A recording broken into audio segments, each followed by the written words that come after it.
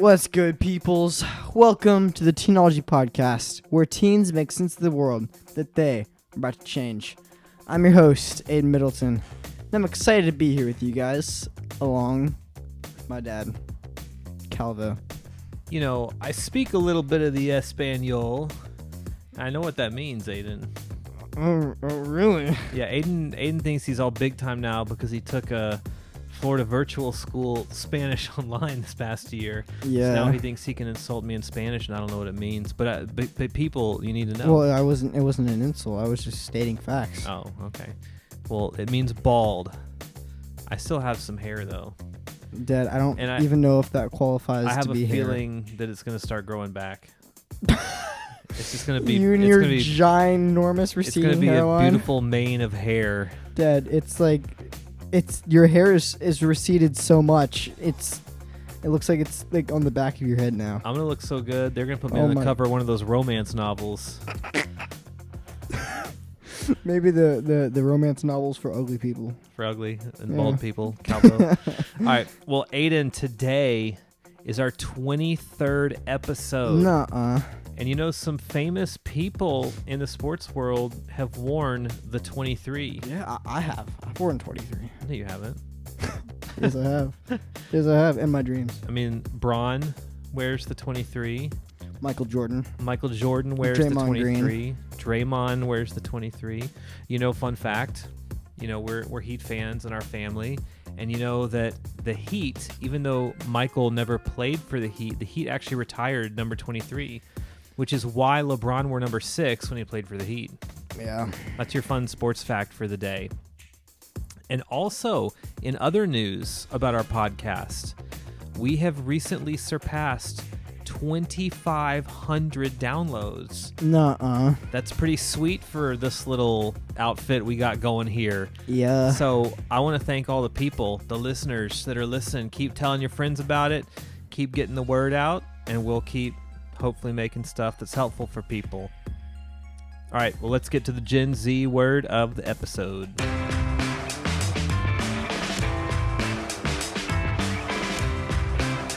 All right, Aiden, I got a word for you. And the word is a word that I've heard before, but I think that you guys use it in a different way.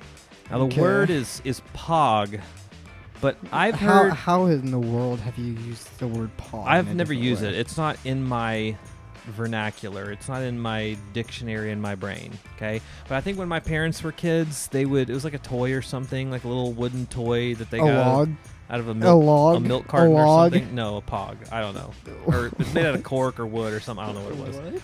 And then I think, I've never played Dungeons and Dragons, but I think that's the name of something in a Dungeons and Dragons game too, is a pog. But inform me, Aiden, of what is a pog? So it comes from PogChamp, which is a Twitch emote, and it's like awesome. So is it like awesome or epic? Like on Twitch, like an emote, like they're streaming, like in Fortnite they do a dance or something? No, like that kind of emote? Twitch emote is like a little sticker you can put in chat.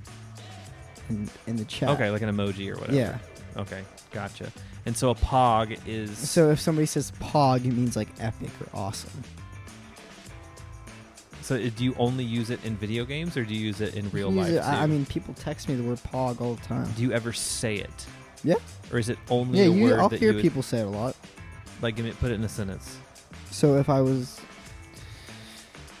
if somebody told me something really good that happened... Yeah. And I could respond it as pog. You'd say pog? They were like, yes. Bro, I want $1 million. And you would go... Pog. Yes, I actually was talking to somebody the other day, and something happened. I forget what happened, but I was talking to them, and then they just responded as pog, and I was like, "Hey, it means epic, so I'll take it." Wow, it's a funny sounding word, though. It's like one of those words that if you say it enough, it sounds funnier the more you say it. Pog, pog. Okay, pog. we get it. We get it. It sounds funny, I think. You think it sounds funny? Yes. You just said you literally said it sounds funny, I think. I meant to say I think it sounds funny. Like a declarative statement. Okay, I think this is going nowhere. All right, enough pogging for the day. What? Let's get on to the regular part of the episode. Oh my gosh.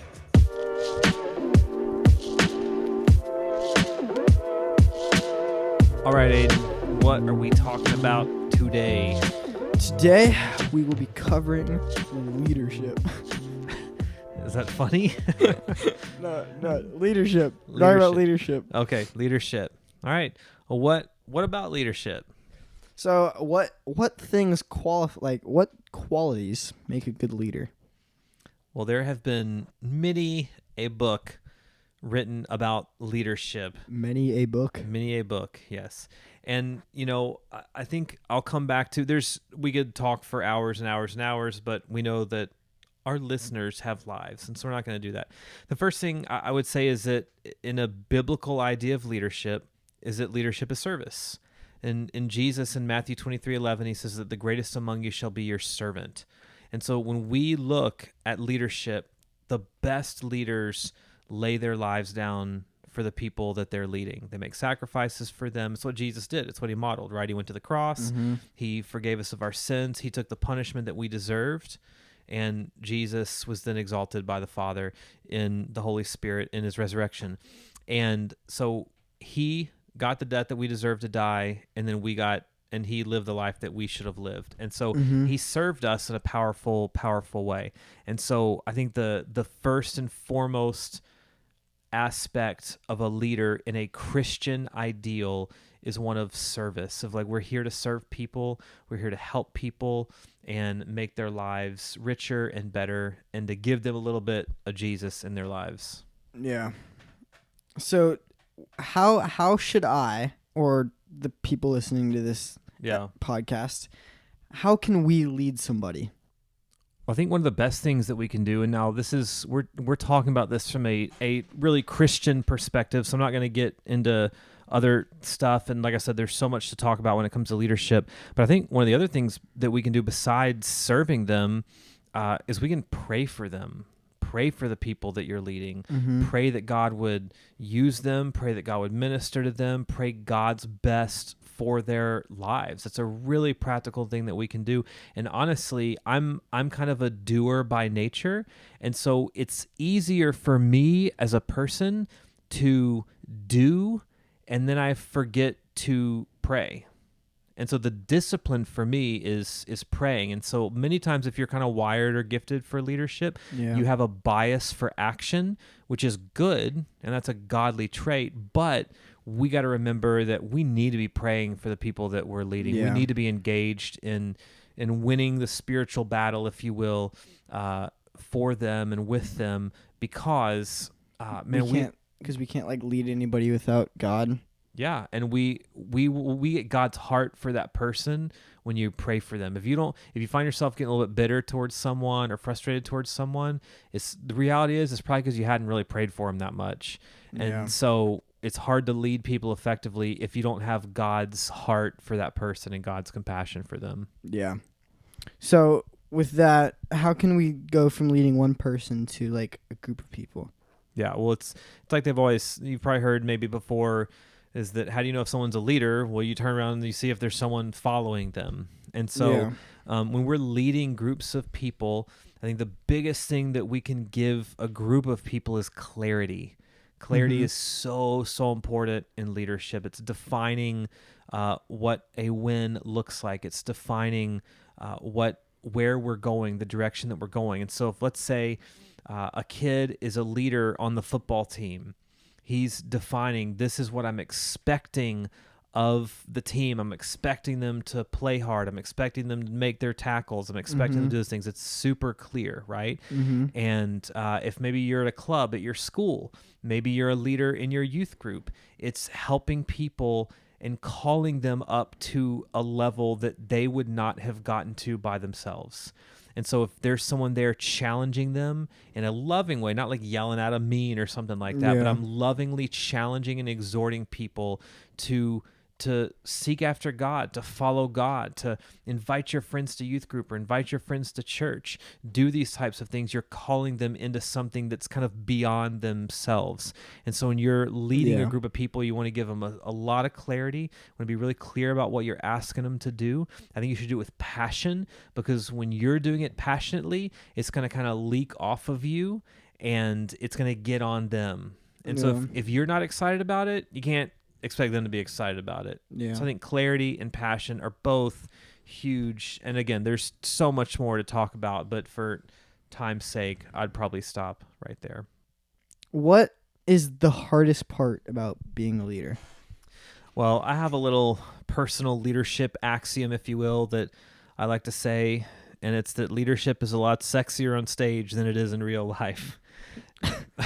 Meaning that it looks good when you're up there in front of people, but in real life, it's actually a lot more difficult.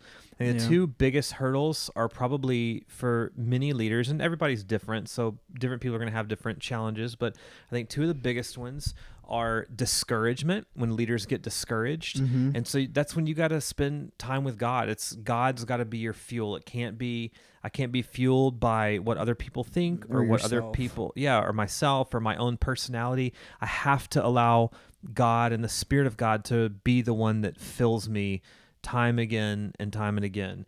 And so I think that's the first thing, is just overcoming discouragement when things aren't going maybe the way that you've envisioned them in your head.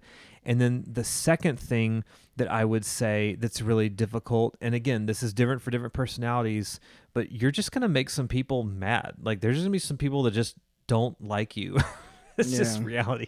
And you could be the nicest person and you can love Jesus and you can love people, and there's going to be people that don't like you. And I mean, think about this. Jesus was the perfect leader. If there's ever been a perfect leader that walked on the earth, it was Jesus. Yeah. And he was hated so much that they hung him on a cross. And so if Jesus was hated as a leader, you and I are also, as sinful people, also going to have people that are not in the Ross or Aiden Middleton fan club. And so when you lead, because what you're doing when you're providing clarity is certain people are not going to like the direction or not going to agree with the direction of the organization or the group or whatever you're a part of. And that's not always a bad thing. Sometimes that's a good thing. They can go find somewhere that maybe fits them a little bit better. But there's some people that are just not going to like it, and then they're going to be very vocal about it, and they're going to say hurtful things or do difficult things. But here's what you got to remember, is that no matter what, at the end of the day, we answer to Jesus. He's the first one, and we're here to please him and do what brings him honor and glory. And so if Jesus was hated, I'm not giving us a free pass to be mean to people and be hated. I'm just saying that it's just part of the nature of the beast, is that leadership is difficult sometimes, and sometimes people aren't going to like you. And at the end of the day, that's actually okay, as long as your heart is clean and your heart is pure and you're doing all of your actions in love. Yeah, definitely. That was really good. Hope you guys took that to heart and apply it to your lives.